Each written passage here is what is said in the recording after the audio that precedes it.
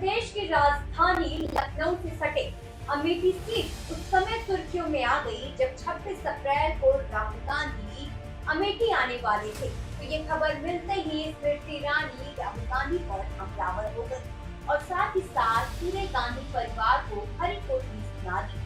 आखिर जगदीशपुर से स्मृति ईरानी ने क्या खरी खोटी सुनाई है पूरे गांधी परिवार को, आज हम आपको दिखाएंगे इस रिपोर्ट में स्मृति का हमला।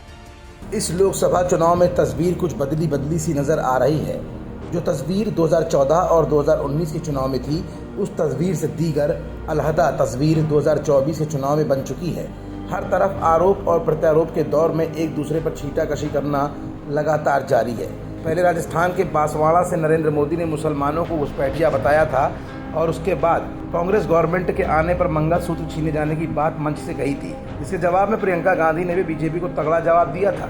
लेकिन इसी बीच उत्तर प्रदेश की राजधानी से सटी हुई 3 हाई प्रोफाइल सीट रायबरेली और अमेठी के साथ कैसरगंज सुर्खियों में बनी हुई है, क्योंकि यहाँ पर कांग्रेस ने अभी तक टिकट फाइनल नहीं किए हैं और बीजेपी की तरफ से कैसरगंज लोकसभा सीट होल्ड की स्थिति में है। ऐसे में अमेठी से स्मृति ईरानी बीजेपी की तरफ से चुनाव लड़ रही हैं, तो वहीं अमेठी से कांग्रेस का उम्मीदवार कौन होगा, इस बात की सुगबुगाहट तब तेज हो गई जब राहुल गांधी के 26 अप्रैल को अमेठी कूच करने की सूचना जनता के बीच तेजी के साथ फैलने लगी थी।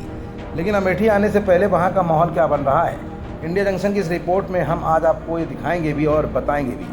दरअसल 2019 के चुनाव में हारने से पहले राहुल गांधी ने लगातार 3 बार अमेठी का प्रतिनिधित्व किया था। इस सीट का प्रतिनिधित्व अतीत में उनके माता पिता सोनिया गांधी और राजीव गांधी और चाचा स्वर्गीय संजय गांधी ने किया है और इसे कभी कांग्रेस का गढ़ भी माना जाता था। 2014 और 2019 में यहाँ पर बीजेपी की हवा चली और यहाँ की सांसद वर्तमान में केंद्रीय मंत्री स्मृति ईरानी को चुना गया। लेकिन अब स्मृति ईरानी जनता के बीच में जाकर कांग्रेस पर सीधा निशाना साध रही हैं। केंद्रीय मंत्री स्मृति ईरानी ने इस बार राहुल गांधी और रॉबर्ट वाड्रा पर तगड़ी जुबानी हमला बोला है। उन्होंने कहा कि कांग्रेस के कार्यकर्ता जीजा जी से मांग कर रहे हैं, पहले साले साहब को मांग रहे थे। जीजा हो या साला, अमेठी में हर वोटर है मोदी का मत वाला। कांग्रेस के कार्यकर्ता रॉबर्ट जी को मांग रहे हैं, जीजा जी को मांग रहे हैं, पहले साले साहब को मांग रहे थे।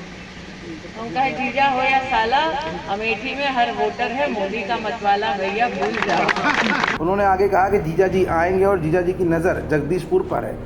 कह दे रहे हैं कि जीजा जी आएंगे तो बाग के कागज छिपा लेना और जीजा जी आएंगे तो घर के कागज भी छिपा लेना।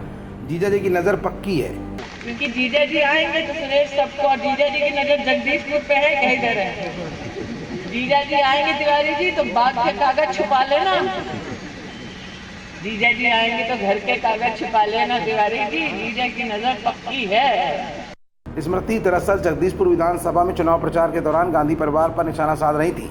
गौरतलब है कि स्मृति ईरानी जोर शोर से अमेठी में चुनाव प्रचार कर रही हैं। अपने प्रचार के दौरान उन्होंने कांग्रेस की तुलना लंका से की है। उन्होंने कहा कि 20 मई को हमें प्रधानमंत्री मोदी को हनुमान बनाना है और कांग्रेस की भ्रष्ट लंका में पूंछ से आग लगानी है, बूथ पर जाकर कमल का बटन दबाना है और राष्ट्रभक्त मोदी को जिताना है। स्मृति ईरानी साफ तौर पर एक बार फिर यहाँ पर भी हिंदुत्व का कार्ड खेलती नजर आई।